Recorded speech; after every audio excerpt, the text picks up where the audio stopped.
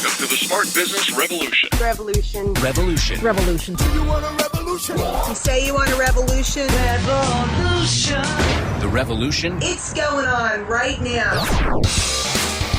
Welcome to The Revolution, the Smart Business Revolution podcast, where we ask today's most successful entrepreneurs to share the tools and strategies they use to build relationships and connections to grow their revenue. Now, your host for The Revolution, John Corcoran.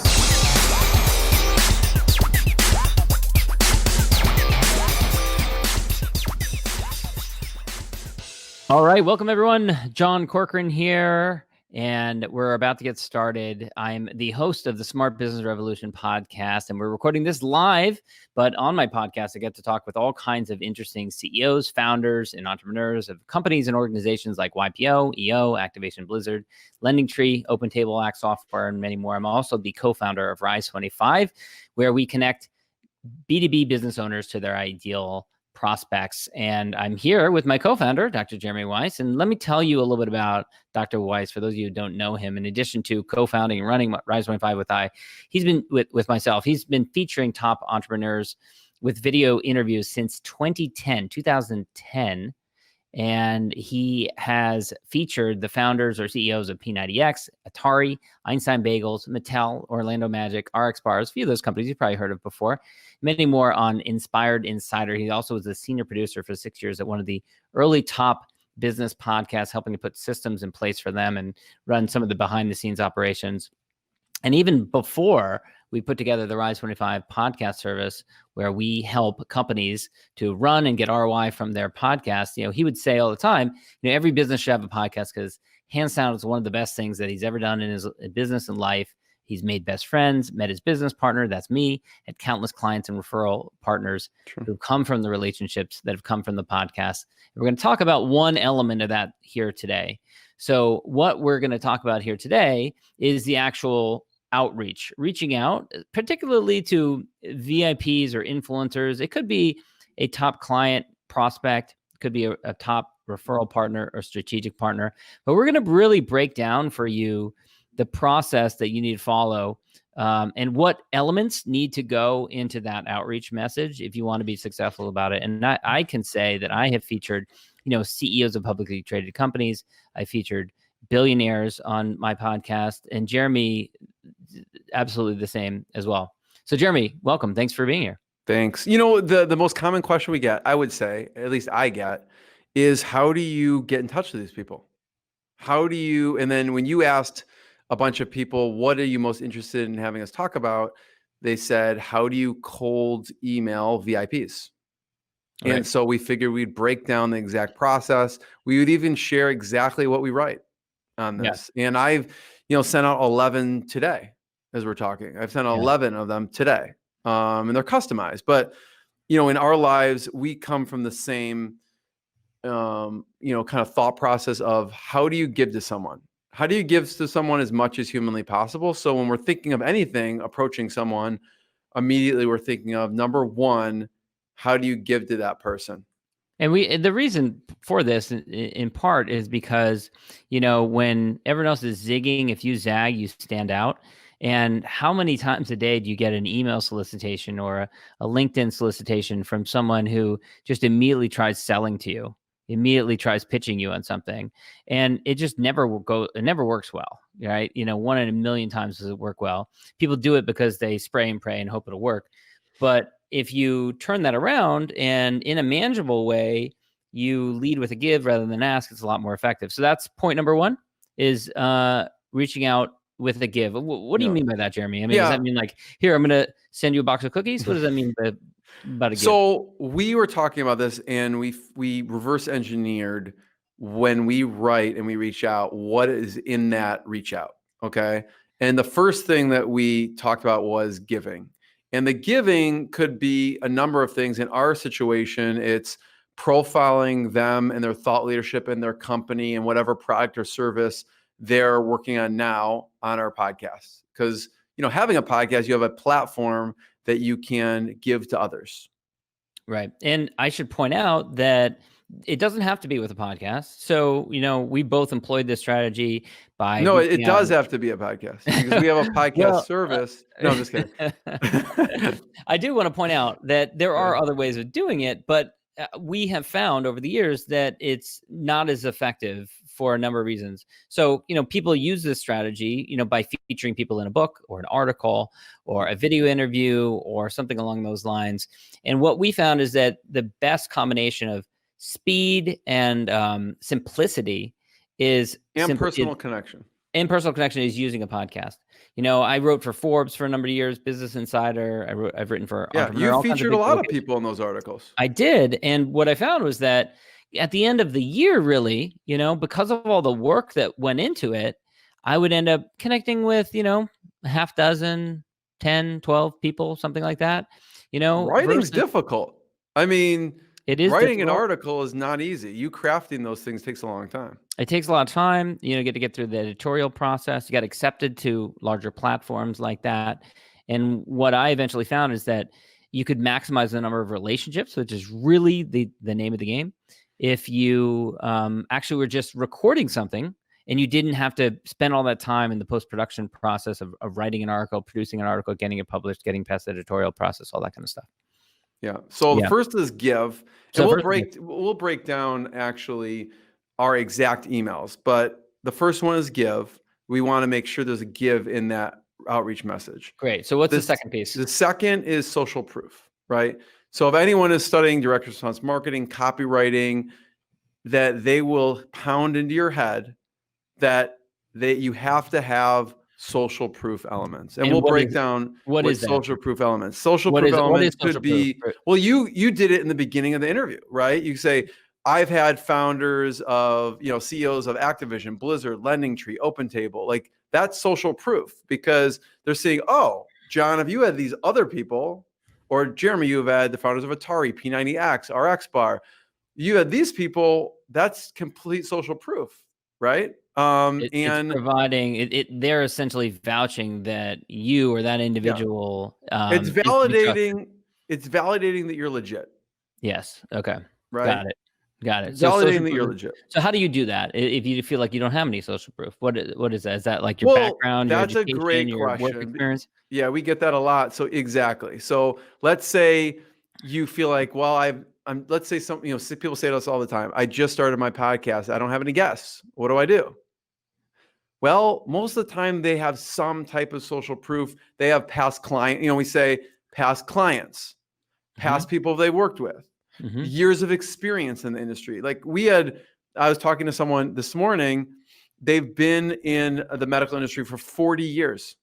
Wow. They've had some of the top, consultant, been some of the part of some of the top medical schools in the country. And so that is social proof. Wow. I've been in this for 40 years. I've had, basically helped this medical school, this medical school, this medical school. Like naming the medical schools are social proof. The years are social proof. So there's a lot of social proof there. So it's often maybe things that are already in your bio. Like if you're going to read a bio of you, what are the things that you would recount? If you've written a book, the name of the book. If you've been quoted in certain reputable, well-known publications, you'd maybe do that. Your education, certainly, your experience, all those sorts of things. Yeah. Yeah. And okay, so that's the second piece. So the third piece, what's the third piece then? The third piece is what is called the velvet rope, and we want to give credit for that. So John, why don't you talk about the velvet rope? Yeah. So I give credit to Michael Port, who's been a big mentor and a friend. He uses this term in a number of his books.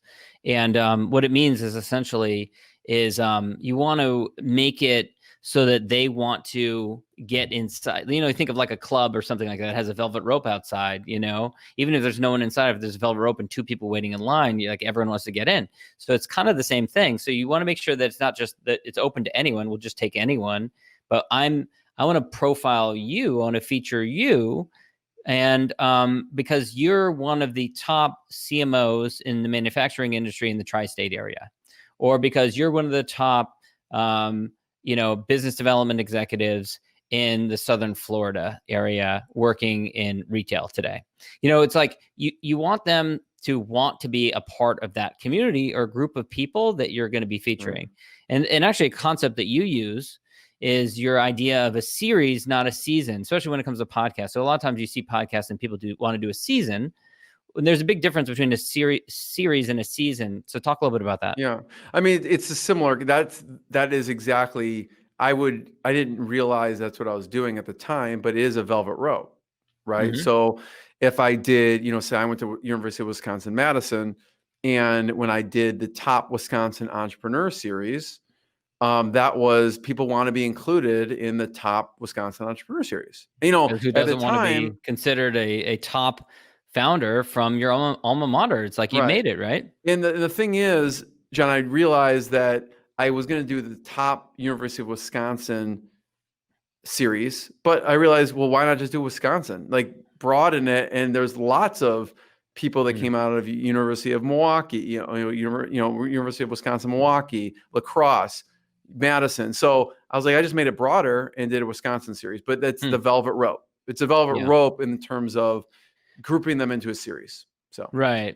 So now, did we talk about the commonality or the common connection? No. Did we talk about it? I think we kind of skipped over that, but that's an important one. So the next one will actually, with open loop was the next one. So it has to have a give. It has to have social proof. You have to have a velvet rope.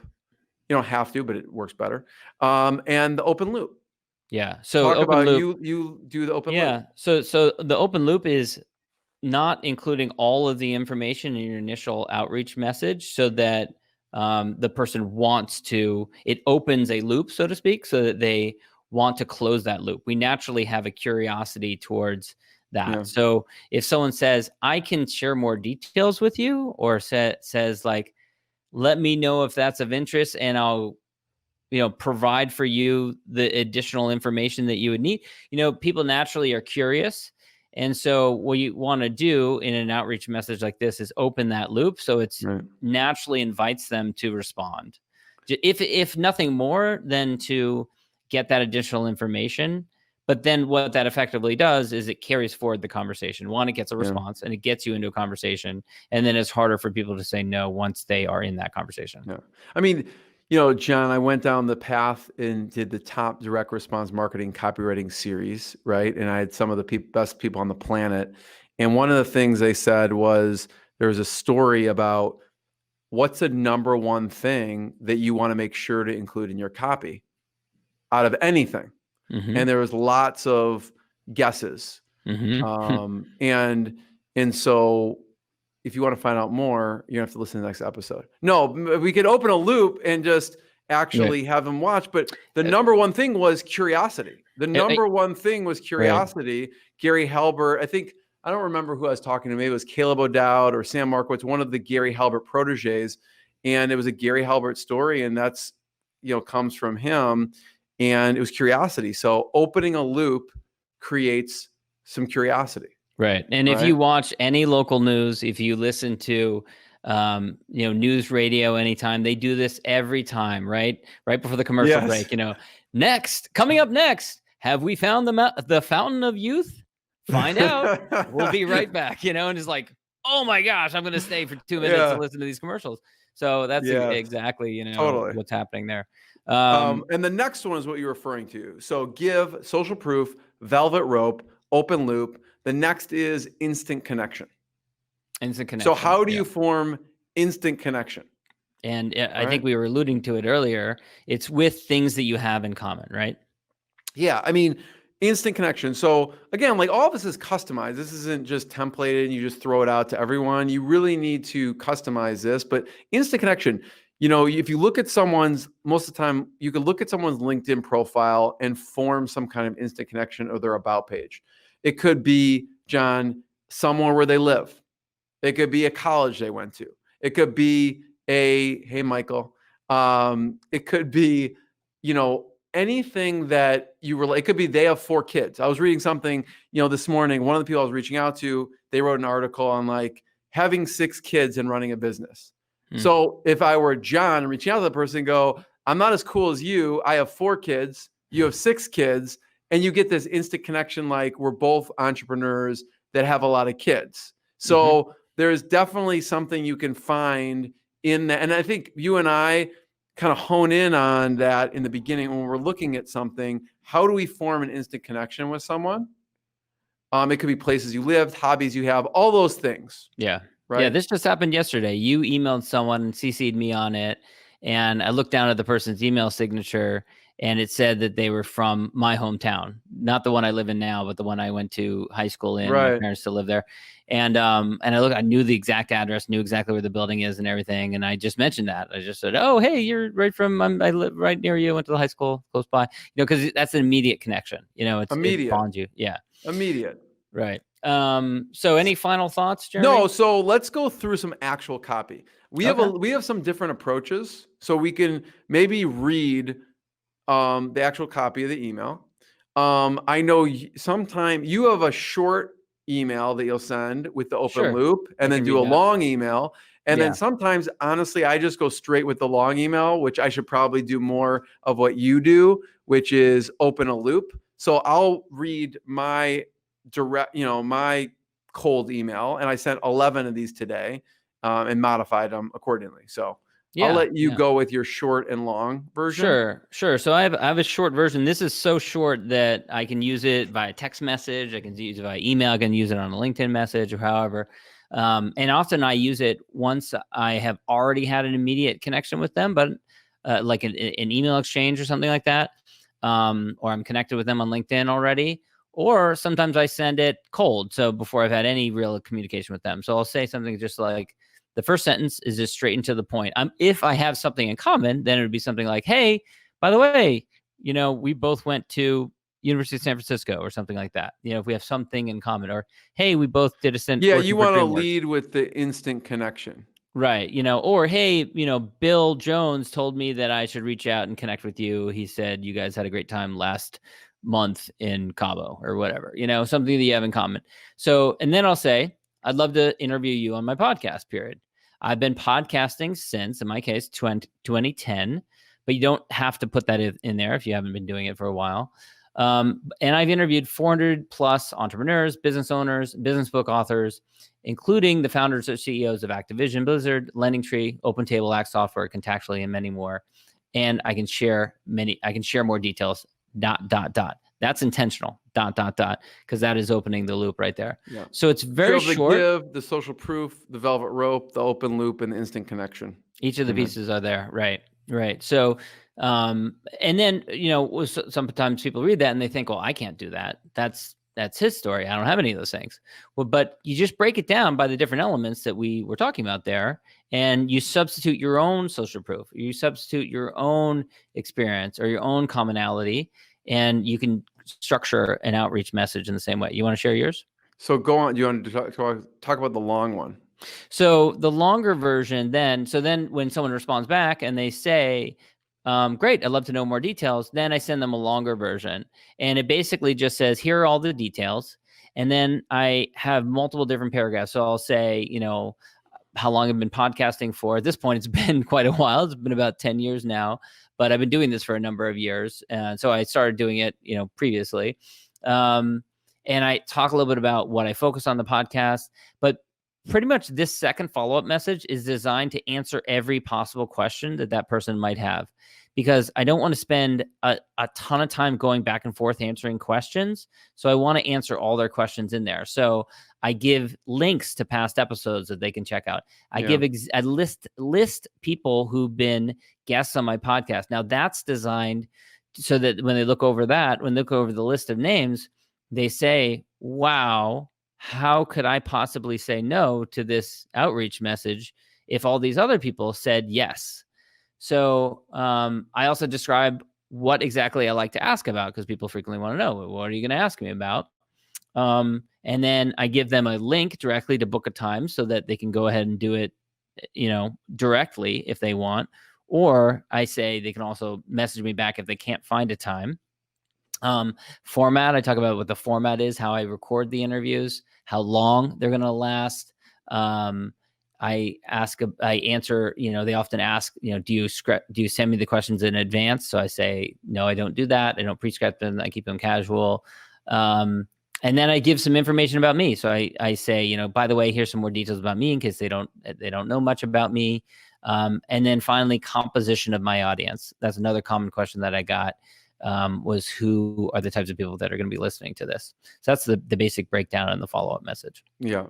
Cool. Thanks for that. Yeah. And that's a good point. With the second email or with my first email, you want to make sure you answer the most commonly asked questions that they're going to have, because those are, objections that they may have of why not doing it. So I'll tell you mine. And so my outreach, I sent 11 of them today, and I customize it. So usually I will look at their LinkedIn profile. I may even look at their about page. And if they're important enough to you, you should do a little bit of research and give some context. So I basically will start off saying, I really love what you've done with this company. And I won't stop there. And I will say something like, I saw that in 2015, just 2015 alone, you added 72 staff. And this year you moved into another large facility. So I'll actually show them I did a little research on them. I'm not just like blanket, messaging them. Or here, like you said, the instant connection piece, I may say, John told me that you had an amazing company. And once I looked at it, I saw you did X, Y, Z. So immediately, if they know you, John, they'll be like, oh, cool. Like I'll read on because I know John too, or whoever. So there's that instant, connection. The next piece is, like you said, giving some social proof, because they're like, okay, cool. We have mutual connections. And then I say with the exact ask, I would love to feature you on my podcast. So you want to be straight and to the point so they don't have to read 3 paragraphs deep to know what you're asking. So right is straight to the point. I'd love to have you on my podcast. Now they're thinking, why would I go on your podcast? Right. So now you got to provide some social proof and say, I'd love to feature you alongside other founders. I've had the CEOs and founders of P90X, Quest Nutrition, Einstein Bagels, Atari, Mattel, Baby Einstein, Big League Chew. The list goes on. So I say, you'll definitely be a good company. And if you haven't had those, like John said before, you could just include whatever social proof elements you have. And then here's where I put out, I will say, check out this link, check out the links in my signature for popular episodes. Like if they're interested. Sometimes I will take, so like in my signature, I have the link to the P90X one, the Einstein Bagels, the Atari one. But here I may put something really industry specific to them. Like if it's a top SaaS founder and they've heard of, Zapier, I will go, here's the one, I know you're in SaaS. Here's the one I did with, Wade, founder of Zapier, and I'll put it in there. So someone in their industry. And then I will even borrow credibility. The other thing is we talked about social proof. You could borrow credibility from platforms. So we're going to promote the interviews to our email subscribers, social media, iTunes, Google Play, Spotify, and many more. And if you have a number around that, which we do, we're going to promote it to over 165,000 of our email subscribers, social media following. You put that in there. Yeah. And then I do the ask again, because I said in the front, I'd love to have you on the podcast. All I want is a yes or no. Like John opens the loop. I just want a yes or no, and then I'll send more details. So I go, would you be up for an interview? ? And then I have parentheses. Some people, now we're not traveling. Some people is like, is this via phone? Are we meeting in person? So I will say it's all done via video conference at the comfort of your own home, close parentheses. And then thanks, Jeremy. And then I have, anyone worth their salt in copywriting has taught me, have a PS. So of course I have a PS, and so whatever you put in the PS, it could be more social proof. It could be another interview link. I put, I've already asked, I just want a yes or no. Like, are you interested or not? Like, would you be up for an interview? That's it. So I'm always I like the looking for a yes or casual no. nature of that. Are you up for an interview? It's not even like committing to like scheduling a time. It's just like, are you open to the idea? Yeah, exactly. Which is elite. Yeah. One other thing I was going to mention that I've put in some outreach messages or in a follow-up, I'll say, if you look through my past guest list, you'll see I've had a very impressive list of CEOs, founders, entrepreneurs, that sort of thing. In many cases, after I've conducted the interview, I know more about you, and I've been able to make great introductions between my guests, introducing some of my guests to other prior guests, which have led to all kinds of different things, from people starting businesses together to strategic partnerships, referral arrangements, great collaborations, that sort of thing. Yeah. So you can take a look at my past guest list, and there may be someone that I may be able to introduce you to. So that's a great thing to lead with, actually, because that's another give. Besides being on the podcast, it's like and you and I both make maybe 10 to 20 introductions every day. So I should probably put that in my outreach message. Yeah, right. So I actually don't have it in my outreach, but I should add that. Yeah. I'm going to change that and put a PPS. Yeah, there you go. And because of this conversation. So that's great. Look, you learned something new. So what? Any final thoughts? I just added it. Any final thoughts, Jeremy, on this? No. And I guess in the PS, I will, if they want to make it super easy, I will sometimes include, maybe here, send me your schedule to make it super convenient, or throw out a few times, or here's my schedule type of thing. So I think that's it. I think that about sums it up. Make sure to include those elements of give, social proof, velvet rope, open loop, instant connection. Well, that was great. Dr. Weisz, remind everyone where they can connect with you and learn more about you. Yeah, I mean, they could go to Rise25. And when I tell people to go to Rise25, watch the video. John, people say we're like an old married couple bantering on the opening video.